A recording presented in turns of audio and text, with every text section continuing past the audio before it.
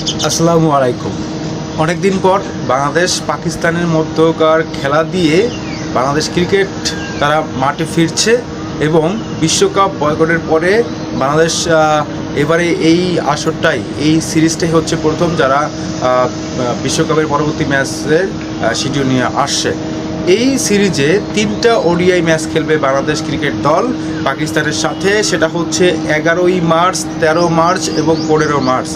প্রত্যেকটা খেলা অনুষ্ঠিত হবে দুপুর 2টা 15 মিনিটে, যেটা বাংলাদেশ টাইমেই হয়ে থাকে। এবং এই সিরিজে ক্যাপ্টেন্সি দায়িত্ব পালন করছেন মেহেদী হাসান মিরাজ এবং পাকিস্তানের হয়ে শাহিন শাহ আফ্রিদি।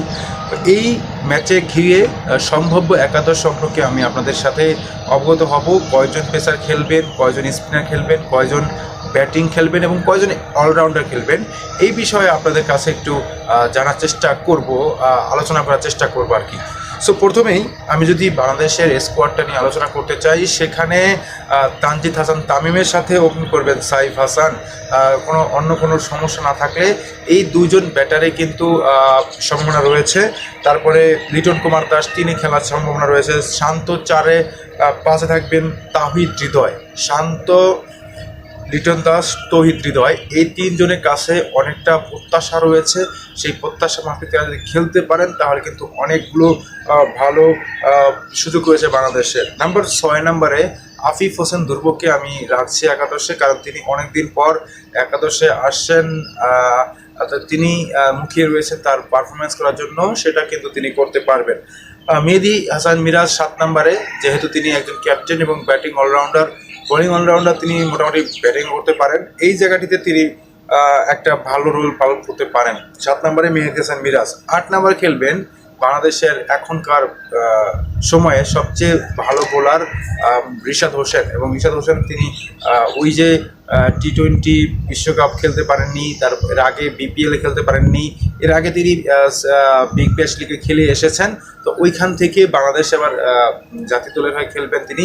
দেখা যাক তিনি কেমন করেন এই সময়টায়। রিশাদ হোসেনের পরে 9 নম্বর হচ্ছে তানভীর ইসলাম। তানভীর ইসলাম দারুণ একজন ক্রিকেটার।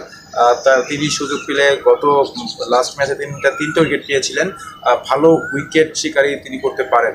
তার কিন্তু তিনি যথেষ্ট ক্যাপাবল ফর 8 নম্বর। তারপরে রয়েছে মুস্তাফিজুর রহমান, অটো চয়েস। মুস্তাফিজুর রহমান ভালো করতে পারবেন আশা করি, লেট টেলেন্ডার হিসেবে এবং অন্য যেভাবেই হোক না কেন মুস্তাফিজুর রহমান ভালো একটা রোল পালন করতে পারবেন বলে আমার কাছে মনে হচ্ছে।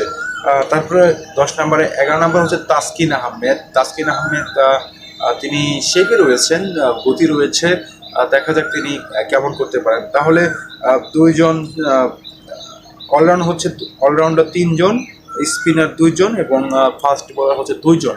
এই নিয়ে বাংলাদেশের স্কোয়াডটা ঘোষণা করতে যাচ্ছে বিসিবি আগামীকালকের ম্যাচ নিয়ে।